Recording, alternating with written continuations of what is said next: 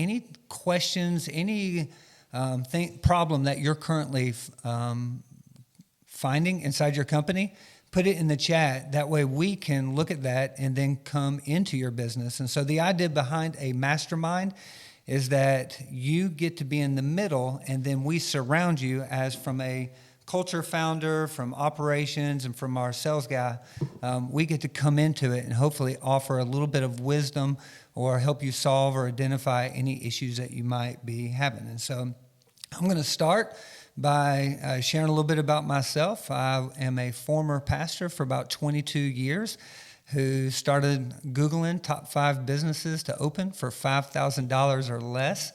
And I was fortunate enough to have a friend in Raleigh, North Carolina, who had already opened up a pressure washing company. I worked with him for a day and said, you know what, I think I can do this. Came back in 2016, opened up a pressure washing company.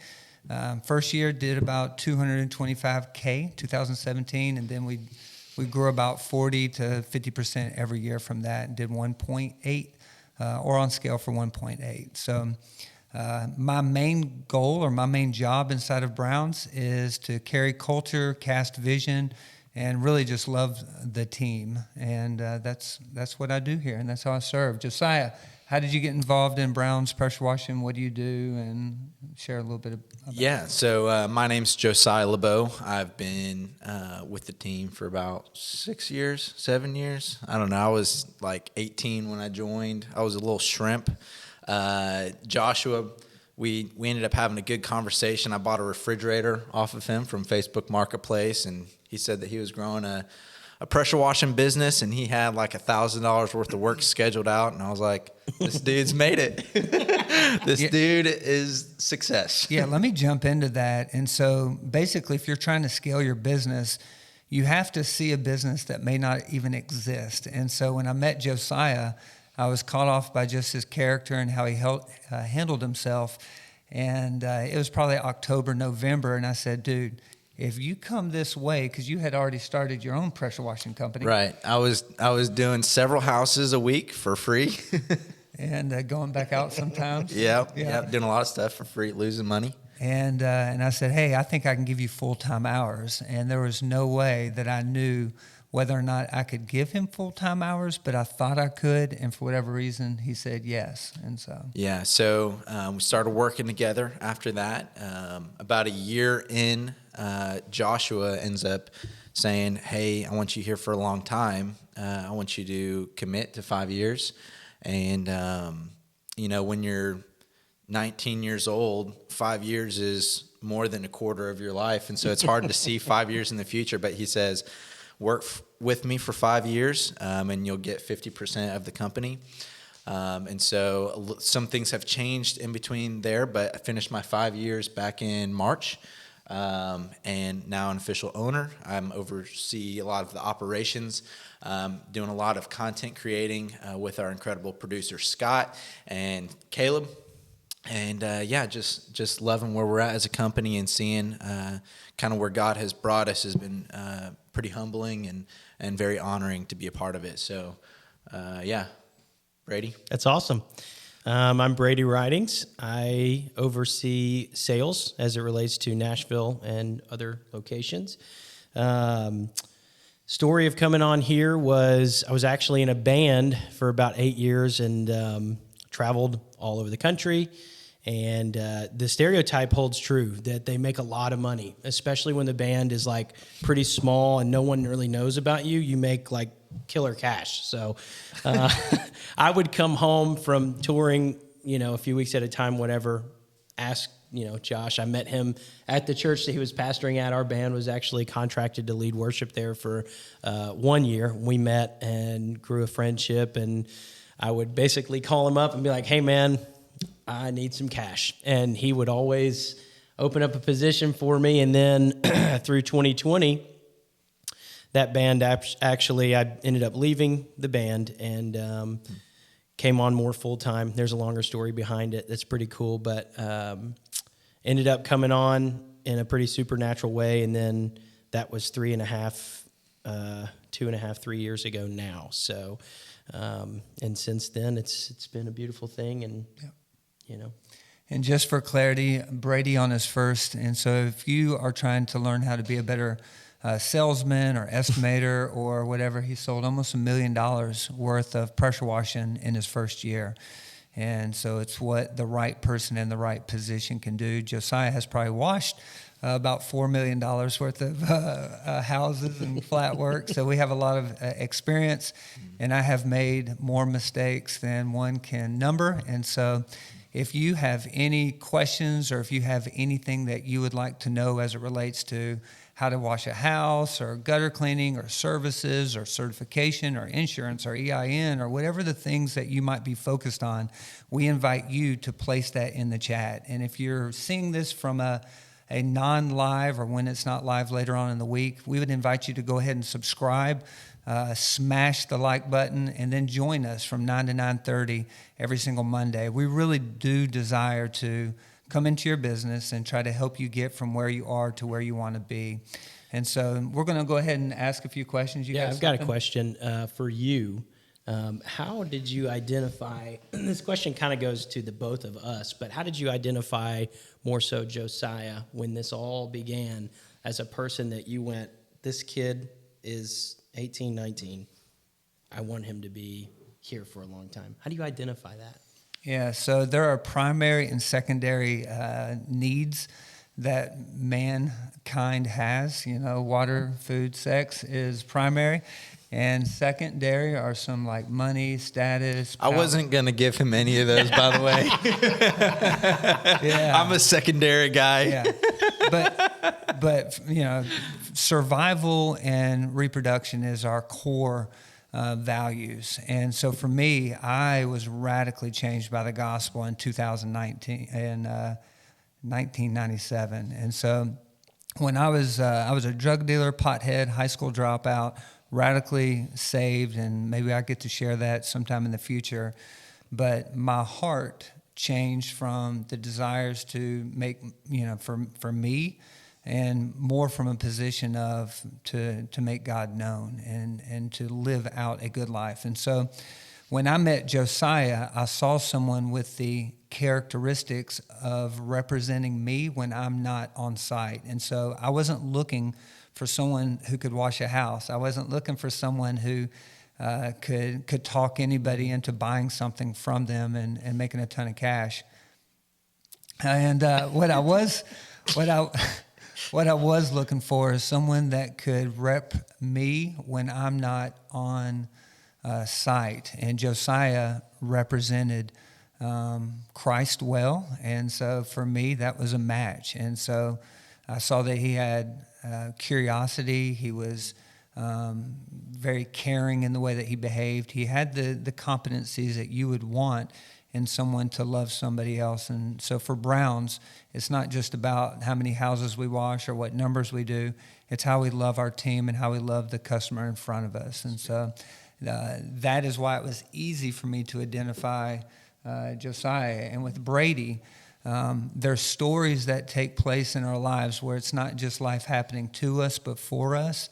And God so orchestrated Brady inside of this position where it was just a no-brainer, where God was speaking to me, was speaking to Brady and also his wife at that time about the next steps. And so for me, I believe that God is always working and moving, and it's our job to be tapped into that and to listen well. And so I don't have to sit in a corner and just pray and say, God, what are you going to do? But as we go, I have felt that God has pointed people out to say, this person's going to be here. And so I basically invited them onto the journey, and it's worked so far.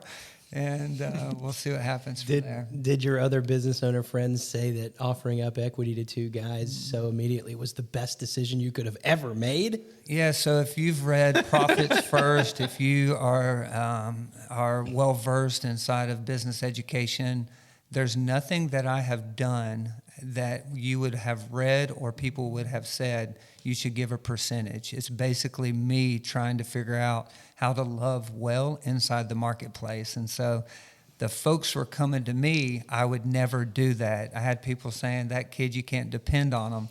And there's other people that are better, which might all be true. But for me, the values held me where I needed to be.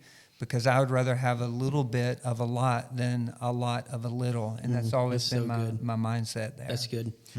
All Seasons Exterior Home Care and also Eden's Way Pressure Washing. Thanks for joining us today. All Seasons has a question. How do you find the right full-time employee for a technician? I have a great part-time employee, but he doesn't want to go full-time. I'll answer the first half of that question in saying that we actually we have no employees here. We only have team members. And so one of the things that we like to create is a culture that actually feels like, there's no from the top down, someone looking over, micromanaging or anything like that. That's a short answer. To the logistical side, I'll let one of you guys speak. You both have a better track record of bringing people in than I do, honestly. So Yeah, so I think that's been, at least early on, that was a problem that we also had. And we still do have a little bit of some challenges with full-time guys. So real quickly, how much money have we spent on Indeed and advertising? $0. How many Facebook ads have we said, hey, we're hiring?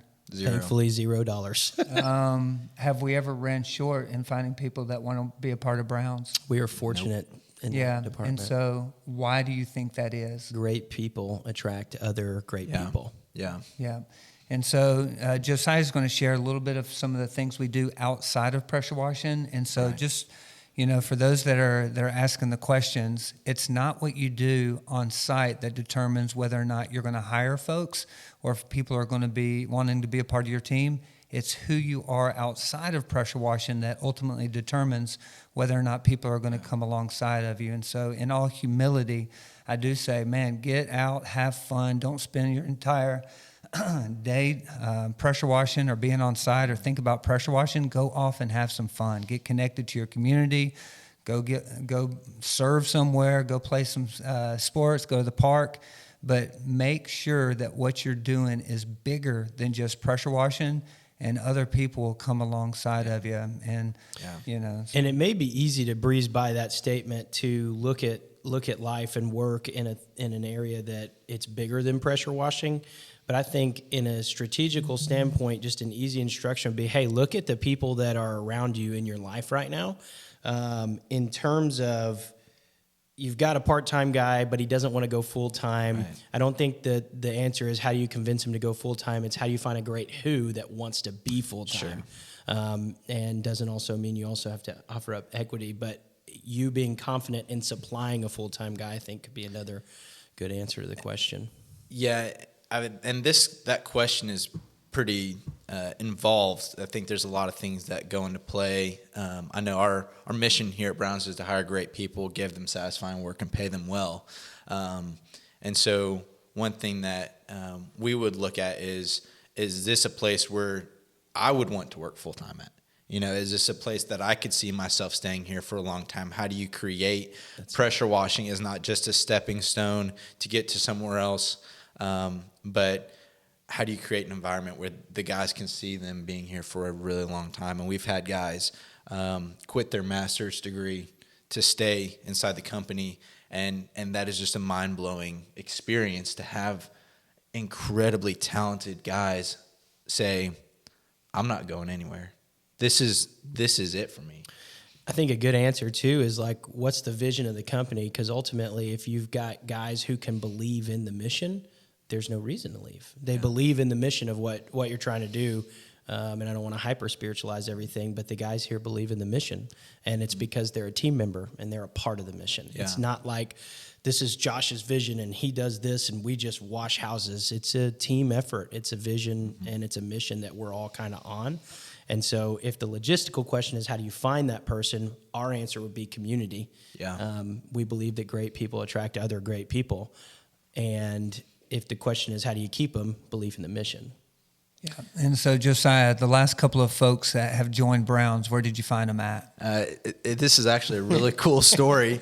So 2 years ago, we started a ultimate frisbee night, and we actually played ultimate frisbee against a landscaping company every Thursday night.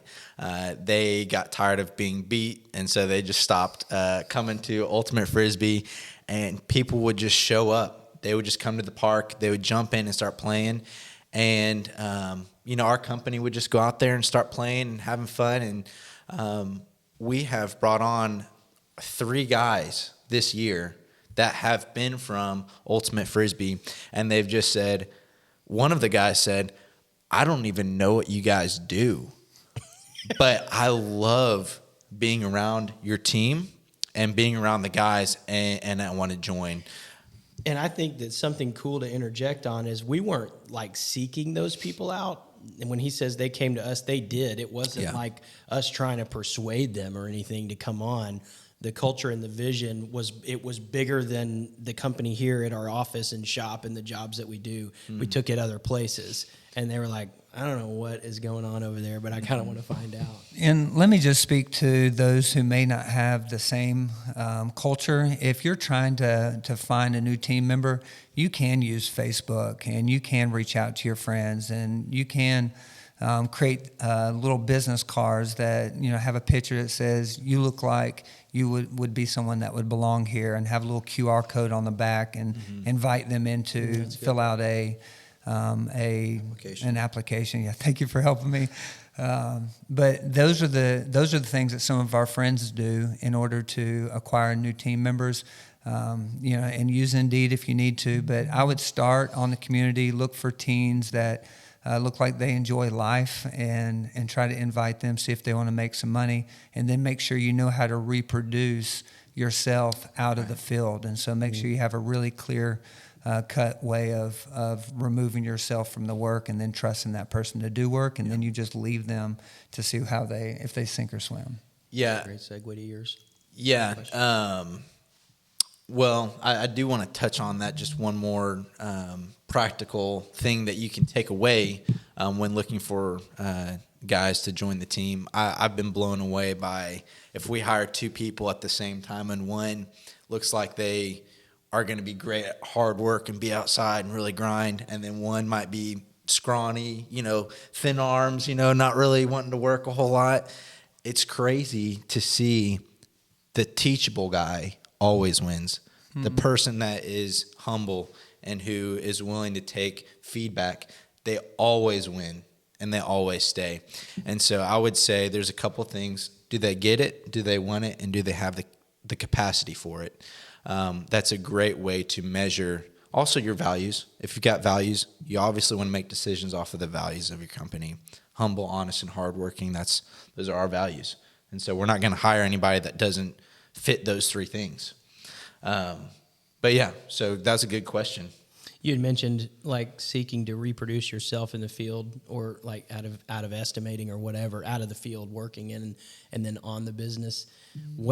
When do you see that as a good time? What makes that change for you where you can give away enough trust? You found a Josiah for sure, and you trusted ultimately he's going to take care of you. But if they don't have a Josiah, how do you feel like you can trust? Let me do this real quick. If you are watching right now, grab a piece of paper and a pen. I'm going to share with you just a step-by-step, easy way of working yourself out of the field and into whatever position on the bus that you best serve in. Number 1 is you bring somebody with you, and you do the work, and they're watching you. They're not doing anything but observing you. So it is you do, they watch, and at the end, you chat. And then after you discuss at the next job, you're going to end up saying, this time, I want you to help me as I do it. And so you do, they help, then you discuss it again. And then the next time, you end up saying, you know what, this time, you're going to take the lead. I'm going to help you, and then we're going to discuss it. And then the next time, you end up going to the next house, you end up saying, at this time, I'm not helping you at all. You're going to do it, I'm going to watch, and then we're going to discuss. Yeah. And then the final step is now you go and have somebody else watch you, and then you discuss. Yeah. If you have that type of system in place, very quickly you can teach someone how to dance, how to cook, how to smoke barbecue, or do whatever you've got to do, but you have to learn to take your hands off and let them actually get dirty and then you discuss as they're going. So I didn't make any mistakes, did I? As soon as you handed off the rings, I was perfect. I'll tell you this. No one ever does it good enough or like you want it Right. when it's your own business. And so I do remember re-rolling the hoses sometimes, Josiah, and trying to hit a gutter or a certain spot on it. Now the joke is nobody would let me touch a pressure washer. So anyway, but yes, it's all grace. And that's the best way to show your team how to handle situations when they go bad. You re-roll the hose out, you clean up, and you do a great job before you leave, so you don't have to go back out. I think that was one of the greatest qualities that you had in the beginning was I felt like you extended a lot of grace and forgiveness in the times. You let me go and be you, and when I messed up, there was forgiveness there. Yep. And I felt like that really helped. You let him fail. Yeah. So who's asking the next question? Nobody. We're good. Okay. You guys are asking the next question. And so, Josiah, I'm going to ask you a quick question as it relates to washing a house. If I'm trying to wash a house as fast as possible and as efficiently as possible, what type of system, pressure washer am I using? And then how am I going to break up that job if it's a house wash? Good question. There's lots of different ways to do it. I think that's why I like this business is there's really not just one way. I think it all depends, but I can tell you how we do it. Okay.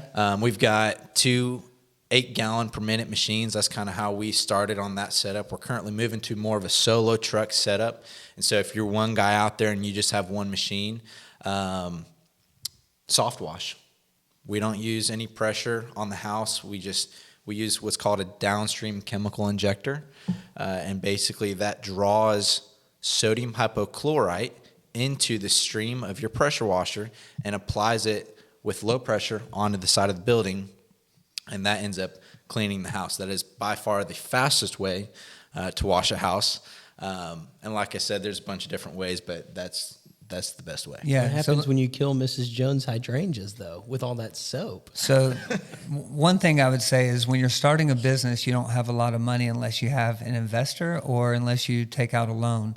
I washed one house with a 35,000 PSI. 3,500. That's a lot of pressure. This is why he doesn't touch it anymore. 3,500 PSI. And, but it was like one of those that you'd get at like Tractor Supply. And it took so long that I was like, I'm not doing this again because time is money. And so I immediately took out 2 PayPal loans and bought the 8-gallon per minute, pulled it behind a trailer, and immediately started doing soft wash. And so how long does it take us to wash a 2,500 square foot home, Josiah? With one guy, about an hour.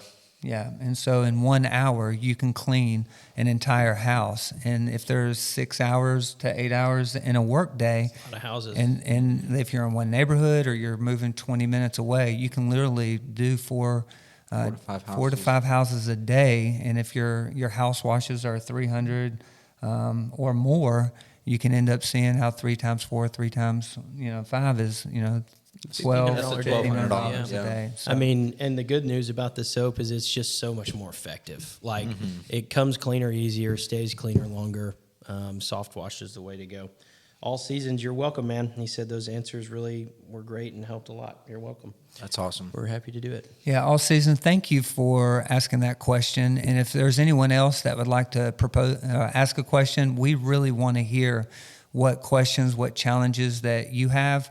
And so all season, when you hear us share what we share, I don't want it to minimize you trying to find some great team members. Right. And so I want to help you find add value there.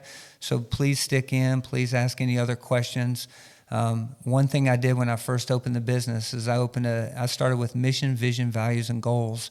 And creating that, I determined that I'm not here to be the best pressure washing company in the state, or I'm not trying to clean every house to perfection. It was literally, I'm here to hire great people, give them satisfying work, and to pay them well. And so my reason for being in business was to find great people, not to find a job. And if I find great people, I'll find plenty of jobs. And so it's just a mindset of saying, I'm not here to clean, I'm here to provide jobs for great people. And when you think about that, you start finding great people all around you. Yeah, you believed in that mission yourself. It went from not how many house washes can I sell to how many people can I get on the team that are great, that want great pay. Right. And you believed in it. Yeah, how big is your company going to be if you don't have great people inside of it? And so if I had to always be inside of it, I would always be inside of it, and we'd never grow beyond one truck. And so you do want to think like that. And all seasons, and anybody else watching, I think something you'll hear from us a lot in the future is culture, vision, and how to earn a 5-star review. That's what a lot of our business model is based around. So a lot of our answers will probably be catered in that direction. So, but thanks for hanging out and asking that question. Yeah, that's good. Can I ask a sales question? Yeah, you got less than 2 minutes. All right, so Brady, you find out that you've got a job, you've not met Mrs. Jones, and you're driving to their house. How do you mentally prepare yourself as you're headed to it? Because one of the things that gets nervous, it's kind of, you want to sell the job, you want to make sure that you don't walk away. It costs you a lot of money for it. What are you mentally thinking as you're headed to the job? It's easy to answer that question in the position that we're in now, which is the way I would think about it. But from a brand new perspective, I'm sure I would feel a little bit of nerves. I don't often have those feelings, which is like downfall, strength, could be either way. So I don't get nervous a lot. I think ultimately when I was first doing this, there was a loose structure and a loose system, but nobody really trained me on how to sell what we were doing. So I had to kind of make it up as I went along. And the only thing I could rely on was relationship. I knew when I got there that I was going to love the person in front of me, and that was going to make them feel more open, so that when it didn't seem like I knew what I was talking about as it related to washing or sealing, it didn't matter because I know how to talk to people. Yeah. And so ultimately, I would say like relationship. Now, I would probably answer that question with just constant, just relationship. Yeah, I think is what I would say. It's easier to rely on the strengths that you do have, and when you have weaknesses in other areas, just outshine on the other side. Are you memorizing what services? Are you already aware of what you're wanting to do? Like, get into the mind of headed to Mrs. Jones' house. Yeah. I mean, it's so hard to, honestly, it's hard to remember back when I didn't know the services. It's second nature at this point. It's second nature. So I think that if you're brand new at it, what I was doing the night before was I was Googling, why do people clean roofs? Why do people wash houses? Why do they do this and that? And because there's answers for it. A lot of it is aesthetically pleasing, but what I was telling our customers was this is a 70% aesthetically pleasing of a service to 30% practical. The practicality is it's algae up there, it's eating away at the grain and the asphalt on the shingle, and that's what I learned on Google. So I would say the night before I was preparing, I was not preparing on the way there. I wouldn't have been able to. So I was just researching. I mean, it's pretty simple, because the question that you really want answered is, what would you want to hear? What would you want to hear from a salesman? Would you want to hear, this is going to be the greatest roof clean you've ever had? Or would you want to hear, like, hey, we can't wait to serve you, and here's why, and so on and so forth. So we're about to wrap up, and how much time do we have left? None. I mean, we can keep going. 5 About minutes. a few more minutes. All right, so Brady, there are internal and external motivations on why someone wants a house to be cleaned. Would you speak into that for a second? Yeah, I think there's multiple categories, and it depends on the person that's in front of you. A lot of times people see algae on a house and they're like, it's icky. I want it to be gone. It doesn't look like it should be there. I wonder if it's hurting the house. And then there are people that are like, hey, I see all my neighbors have this dirty house, and so do I. I just want to be the one with a clean one. So there's a lot of different motivators. And if you're on site and you're worried about other people's money, so like as a salesman, what I tell all of our salesmen is to worry about other people's money. It's written in an acronym that your priority is OPM. So if you're worried about other people's money while you're on site, the commission that you want is going to fall somewhere. It's going to funnel in the middle. If you're worried about the client's money, you'll find the answer of what the motivator is why they want to sell it. And if you're worried about the guy's money when they get on site, who's going to be cleaning it, whether it be yours or a team member's, You'll find the right price point and the right answer for why people want what the motivator is. But there are multiple motivators. At the end of the day, somebody going to clean it, and Daddy wants to clean it. Yeah. And so Most of the time, it's the wife wanting it clean, and the Right. husband's just trying to check a box. Yeah. A lot of times the husband doesn't even know. He's on vacation. So if you're trying to learn how to, do we close 30% of our estimates, maybe 40%? We're closing, I think, year to date around 72%. So I think we have a lot of friends in the business, and I would say 40 to 50% is a good average.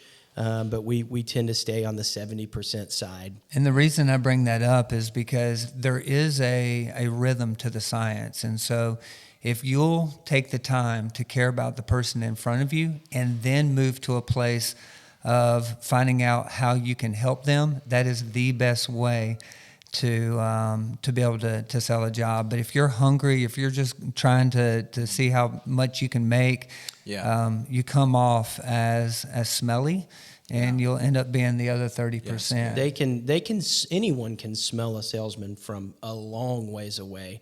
But if you're genuinely worried about the other person's dollars on the other end of the negotiation, and I tell our guys too, and this is a pretty cliche little thing, but if that was your mom or your dad, would you sell them this service? Yeah. Do they need a house wash? First of all, identify what do they need. If there are more services that they need that they are uneducated of, is it the right time to educate? If so, how do you do that? And it's not like upsell, upsell, upsell, although that's what's transpiring by a byproduct of it. But you're adding value there, and you're first there to love the person that's there and just get a relationship before anything else. And that's not like, oh, such a cute dog, what's its name? It's like, hey, let's, very quickly build rapport and show them who your company is. And for us, that's an easy thing to show, and our reputation outside shines any sales guy that we could bring on. And you'll quickly know if you bring one on that's like, I don't think this is going to work out. Because if they're not our DNA, it just doesn't work. Yeah. We've got a system, and it can plug and play, and it plays with the right person. So this is what we're going to do is we're going to sign off, but next week we're going to open up.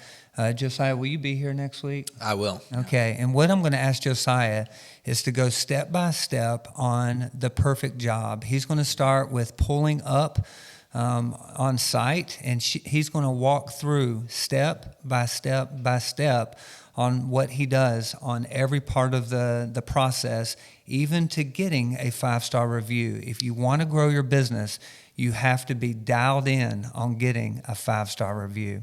And so we want to thank you for joining us today. We're going to be here for the next year. It'll be from 9 to 9:30 Central Standard Time. And we invite you to go ahead and subscribe, go ahead and like, and please join us. There will be more wealth of information if you ask questions, because the idea behind a mastermind is we want to put you in the middle, and we come around you and try to help you maybe figure out what the mission, what your vision, what your values are, and how we can help you grow your business. But we want to thank you for tuning in. Anything y'all want to say? I think that's it. Yeah. See you next week. Look forward to seeing you next week. All right. Thank you.